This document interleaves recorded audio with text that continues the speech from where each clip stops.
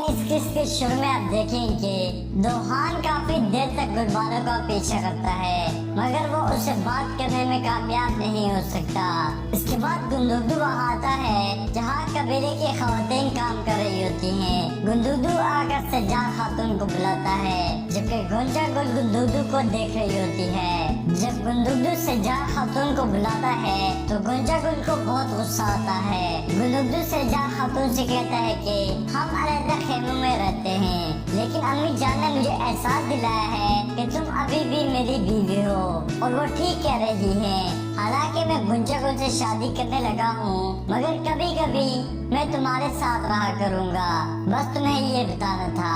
फिर गुंदुदू कहता है कि अगर तुमने अपनी जबान पर काबू ना किया और पुरस्कून ना रही तो ये सब बदल भी सकता है। उसके बाद गुंदुदू वहाँ से चला जाता है और सज्जाद खातून खुश हो जाती है। गुंजा गुल जो छुप कर ये सब बातें सुन रही होती है वो गुस्से से सज्जाद खातून के पास आती है। सज्जाद खातून गुंजा गुल से कहती है कि तुम क्या चाहती हो, जिस पर गुंजा गुल कहती है सज्जाद मेरी सिर्फ एक ख्वाहिश है, गुंदुदू के साथ एक पुरसुकून जिंदगी। जिस पर सज्जाद खातून कहती है क्या तुम्हें किसी ने इस चीज से रोका है।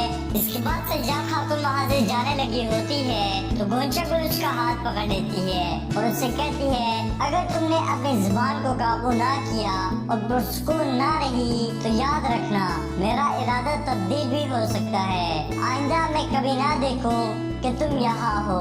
फिर सज्जाद खातून और गुंजा गुल के दरमियान काफी बहस होती है। फिर सज्जाद खातून जैसे ही वहाँ से जाने लगी होती है तो गुंजा गुल सज्जाद खातून से कहती है कि मुझे मालूम है उस बूढ़ी खातून को तुमने कत्ल किया है। ये सुनकर सज्जाद खातून गुस्से से पीछे मुड़ती है और कहती है गुंजा गुल तुम ये क्या कह रही हो। जिस पर गुंजा गुल कहती है कि हमने देखा था उसने तुम्हारा हार कब्जे में लिया था और जब वो उसको नहीं लेना चाहती थी तो तुमने उसे कत्ल कर दिया और इसका सबूत तुम्हारा हार है जो इस वक्त मेरे पास है। फिर गुंजा गुल कहती है कि सज्जाद मैंने किसी को नहीं बताया ताकि गुंदुदू को शर्मिंदगी ना हो, लेकिन याद रखो अब अगर एक भी गलती की तो मैं गुंदुदू साहब को और खुशरू साहब को सबको इससे आगाह कर दूंगी। मैं तुम्हें इस कत्ल के इल्जाम में जंजीर में सजाए मौत दिलवा सकती हूँ। हमसे और हमारे खुशियों भरी जिंदगी से दूर रहो। और इसके बाद गुंजा गुल वहाँ से चली जाती है।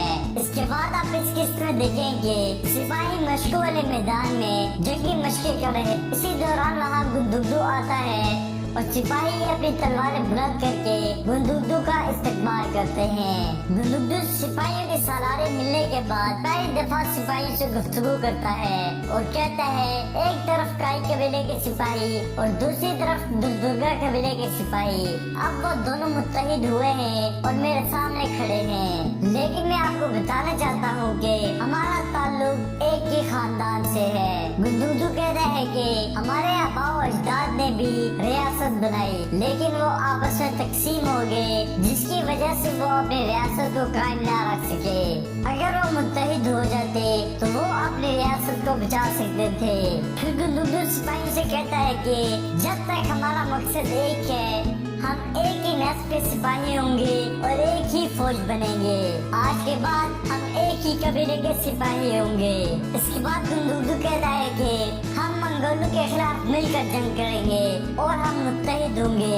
इसके बाद गुंदुदू कहता है कि मैं इस इत्तेहाद का नमूना देखने जाता हूँ। इसके बाद काई कबीले के सिपाही और दुर्गा कबीले के सिपाही एक दूसरे से गले मिलते हैं। इसी दौरान वहाँ तैमूर आता है और तुर्गत कहता है कि तैमूर साहब ठीक हो गए हैं और वो हमारे दरमियान मौजूद हैं। फिर तुर्गत गुंदुदू साहब जिंदाबाद, तैमूर साहब जिंदाबाद के नारे लगवाता है। ये सुनकर तैमूर भी बहुत खुश होता है। नाज़रीन, इसके बाद आप देखेंगे तंगूर छुप छुप कर जंगल में एक जगह पर आता है और वहाँ से अपना कुछ सामान निकालता है और फिर खत लिखता है। खत में लिखता है कि खानों के खान ओक्ताई खान आपकी हिदायत के मुताबिक मैं नयान के हर कदम पर नजर रखे हुए हूँ। अगर ये ऐसे ही चलता रहा तो हमारी फौज के लिए और जोरदम पार करना नामुमकिन हो जाएगा। आपको जो इक़दामात करने होंगे वो मैं आपको लिखूंगा। इसके बाद तंगूत वो खत कबूतर के साथ बांध कर उड़ा देता है। इसी दौरान तंगूत का एक सिपाही तंगूत के पास आता है और तंगूत से कहता है कि हमजा अभी भी सो रहा है, लेकिन अब्दुर्रहमान कहीं नजर नहीं आ रहा। दूसरी जानिब आप देखें कि गुलबानो मिट्टी के बर्तन खरीद रही है और इसी दौरान वहाँ दुहान आता है और गुलबानो को देख रहा होता है और दुहान के पीछे तुर्गत और बांसी भी आते हैं और उससे कहते हैं तुम किसकी जासूसी कर रहे हो यार। जिस पर दुहान कहता है क्या तुम अपनी बकवास बंद कर सकते हो।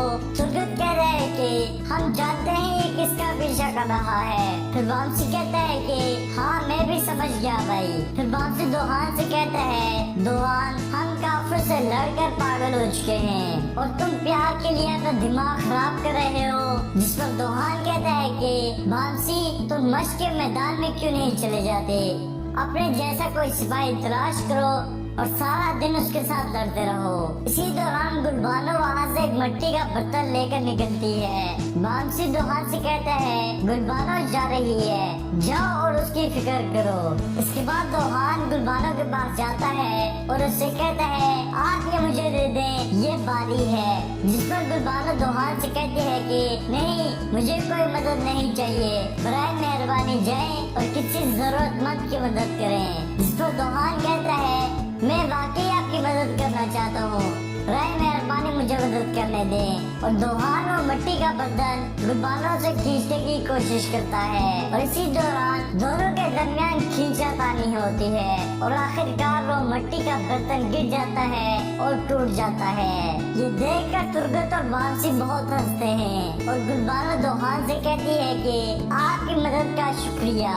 और फिर गुलबानो वहाँ से चली जाती है और दुहान पीछे से आवाज देकर कहता है कि मुझे माफ कर दें। इसके बाद आप इस किस्त में देखेंगे अब्दुर्रहमान गनी की गार में आता है और गनी से कहता है कि कबीले जाओ और अर्तगल भाई को इतला दो, नुयान महल में मौजूद अपने जासूस से मिलने जा रहा है। और फिर अब्दुर्रहमान गनी को जगह का नाम बताते हुए कहता है कि अर्तगल भाई को बता दो कि नुयान कल अपने जासूस से इस जगह पर मिलेगा। जिस पर गनी अब्दुर्रहमान से कहता है कि अर्तगल भाई ने हुक्म दिया है कि आप तुम्हारा काम खत्म, अब आप वापस नुयान के पास नहीं जाएंगे। जिस पर अब्दुर्रहमान कहता है गनी ये तुम क्या कह रहे हो। इसके जवाब में गनी कहता है कि अर्तगल भाई फिक्रमंद है, उन्हें लगता है कि नुयान को आपके बारे में पता चल गया है। इसके जवाब में अब्दुर्रहमान कहता है कि मैं जानता हूँ अर्तगल भाई को मेरी फिक्र है, मैं उनका बहुत शुक्रगुजार हूँ, लेकिन नुयान को मुझ पर शक नहीं हुआ। मैं जानता हूँ अगर मैं वापस ना गया तो हम महल और कबीले में मौजूद गद्दार को कभी तलाश नहीं कर सकेंगे। जिस पर गनी अब्दुर्रहमान से कहता है अगर अर्तगल भाई का अंदाजा ठीक हुआ तो फिर। इस पर अब्दुर्रहमान गनी से कहता है कि अगर मौत मेरा मुकद्दर है तो उसे कोई नहीं रोक सकता। अगर मौत इतनी करीब है तो इंसान किस चीज के लिए कोशिश करता है। अर्तगल भाई को और मेरे भाइयों को मेरा सलाम भिजवा दो। गनी अब्दुर्रहमान को रोकने की कोशिश करता है मगर अब्दुर्रहमान नहीं रुकता और इसके बाद अब्दुर्रहमान गनी से गले मिलने के बाद गार से रवाना हो जाता है। इसके बाद आप इस किस्त में देखेंगे सिपाहियों ने एक महफिल जमा रखी है और आपस में हंसी मजाक हो रहा है। बांसी वहाँ अपने मज़ाहिया वाक़यात सुनाकर वहाँ मौजूद सिपाहियों को हंसा रहा होता है। इसी दौरान गनी भी उस खेमे में दाखिल होता है और अर्तगल के पास आता है। अर्तगल गनी से पूछता है कि गनी क्या बात है। जिस पर गनी बताता है कि अब्दुर्रहमान की तरफ से एक खबर है। अर्तगल ये बात सुनकर गनी के साथ खेमे से बाहर आ जाता है। फिर गनी अर्तगल को सारी बात बताता है और अर्तगल तबीब आरिफ के पास आता है और उनसे कहता है कि अब्दुर्रहमान नुयान के बारे में खबर लेकर आया है और अब्दुर्रहमान नुयान के पास वापस चला गया है। अब्दुर्रहमान कहता है कि नुयान को उस पर शक नहीं हुआ। इस पर तबीब आरिफ कहते हैं कि इसका मतलब है अब्दुर्रहमान बहुत बड़ी मुश्किल में है। जिस पर अर्तगल तबीब आरिफ से कहता है कि नुयान हमारे साथ अपनी आखिरी चाल चल रहा है। तबीब आरिफ कहते हैं कि नुयान अब्दुर्रहमान को मार देगा। जिसके जवाब में अर्तगल कहता है कि मैं जानता हूँ कि वो उसे एकदम नहीं मारेगा। वो अब्दुर्रहमान को तड़पा तड़पा कर मौत के हवाले करेगा। फिर अर्तगल तकरीबन इससे कहता है कि आरिफ भाई वक्त आ गया है, हम नोयार पर हमला करेंगे। नोयार ये तो समझ गया होगा कि वो इन पहाड़ों में बच नहीं सकता और वो मजीद तुर्कों के कबीलों पर हमला आवर नहीं हो सकता। इसके बाद आप इस किस्त में देखें कि बामसी खेमे में बड़ी बेचैनी के साथ चक्कर लगा रहा है। दोहान बामसी से कहता है कि बैठ जाओ आराम से, तुम्हें इस तरह देखकर मेरा दिमाग खराब हो रहा है। जिस पर बामसी दोहान से कहता है मैं कैसे बैठ सकता हूँ आराम से, अल्लाह जानता है कि नोयार अब्दुर्रहमान के साथ क्या करेगा। फिर दोहान बामसी से कहता है कि अपना मुंह बंद करो, मुझे पता है कि भाई कभी भी अब्दुर्रहमान को ऐसे जाया नहीं होने देंगे, वो यकीनन इसका कोई हल निकालेंगे। बामसी दोहान की बात सुनने के बाद फिर खेमे में चक्कर लगाने शुरू कर देता है और दोहान को बामसी पर बहुत गुस्सा आता है। इसके बाद आप देखें कि गुंदुगदू हाइमा खातून के पास जाता है और उनसे कहता है अम्मी जान बताएं, क्या आपने अपनी होने वाली बहू का तजिया किया या आपको अपनी होने वाली बहू पसंद आई है। जिसके जवाब में हाइमा खातून कहती हैं कि महादिन बज़ाहिर हमारे साथ इज्जत के साथ बात करता है, गोलचगुल बहुत सूझी हुई है और मुझे अच्छी लगी है। एक माँ को अपने बेटे के लिए और क्या चाहिए। फिर हाइमा खातून कहती हैं कि महादिन ने ज्यादातर महल की हवा खाई है, ये हमने हलब में देखा, उसने तुम्हारी आंखों पर भी पर्दा डाल दिया, तुम्हारे इर्द गिर्द काफी चीजें हो रही है, तुम हर वक्त मोहतात रहो। इसी दौरान अर्तगल भी खेमे में दाखिल होता है और हाइमा खातून और गुंदुगदू से मिलता है। हाइमा खातून कहती हैं कि बेटा तुम थके हुए लग रहे हो, भूख लगी है, मैं तुम्हारे लिए कुछ लेकर आती हूँ। जिस पर अर्तगल कहता है नहीं अम्मी जान, मुझे आपको कुछ बातें बतानी हैं। फिर अर्तगल कहता है कि नोयार अब्दुर्रहमान का इस्तेमाल करके हम पर घात लगाकर हमला करना चाहता है। ये सुनकर हाइमा खातून चौंक जाती हैं और कहती हैं क्या नोयार को अब्दुर्रहमान का पता लग गया है। और गुंदुगदू कहता है कि अर्तगल तुम नोयार को उसी की चाल में फंसाना चाहते हो। जिस पर अर्तगल कहता है भाईजान अब मजीद भागना फजूल है। जिस पर गुंदुगदू कहता है तो फिर हम क्या करेंगे। इसके जवाब में अर्तगल कहता है कि ना ही अब बातें होंगी और ना ही मजीद सब्र की गुंजाइश है। अपने हथियार उठाते हैं और इसे खत्म करते हैं, ये जंग का वक्त है। जिस पर हाइमा खातून कहती हैं यानी तुम कहते हो कि हम नोयार की क़यामगाह पर हमला करेंगे। इस पर अर्तगल कहता है कि जी अम्मी जान। फिर हाइमा खातून गुंदुगदू से पूछते हैं कि इसके बारे में तुम्हारा क्या ख्याल है। तो गुंदुगदू कहता है कि अर्तगल ठीक कह रहा है, बज़ाहिर नोयार हमें दोनों अतराफ से निशाना बनाना चाहता है, एक तो अपने बिछाए गए जानों से और एक अपनी क़यामगाह से। तमाम सरदारों से बात करते हैं और इन्हें कायल करते हैं कि हम नोयार पर हमला करें। फिर गुंदुगदू कहता है कि चले दुनिया को दिखा देते हैं कि दो कबीले मिलकर क्या क्या अजीम कारनामे कर सकते हैं। इस किस्से आखिर में आप देखेंगे अब्दुर्रहमान जैसे ही नोयार के पड़ाव में पहुंचता है तो मंगोल सिपाही अब्दुर्रहमान को घेर लेते हैं। इसी दौरान अब्दुर्रहमान भी अपनी तलवार निकाल लेता है। मंगोल सिपाही अब्दुर्रहमान पर हमला करते हैं और अब्दुर्रहमान भी उनके साथ लड़ाई शुरू कर देता है, मगर अब्दुर्रहमान ज्यादा मुजाहमत नहीं कर सकता और मंगोल सिपाही उसे गिरा देते हैं और अपनी तलवारें अब्दुर्रहमान की गर्दन पर रख लेते हैं। और फिर नोयार अपने खेमे से बाहर आता है।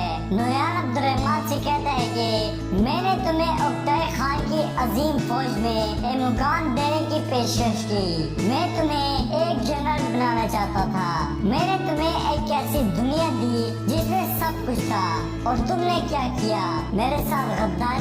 जिसके जवाब में अब्दुर्रहमान कहता है कि तुम और तुम्हारी गलीज रियासत जाए जहन्नुम में। फिर अब्दुर्रहमान कहता है कि ओए नोयार बेगैरत कुत्ते। ये सुनकर नोयार को बहुत गुस्सा आता है और वो अब्दुर्रहमान को बहुत ज्यादा मारता है। नोयार अब्दुर्रहमान को लातों, मुक्कों और डंडों के साथ बहुत ज्यादा मारता है, जिसकी वजह से अब्दुर्रहमान बेहोश हो जाता है। तो नाज़रीन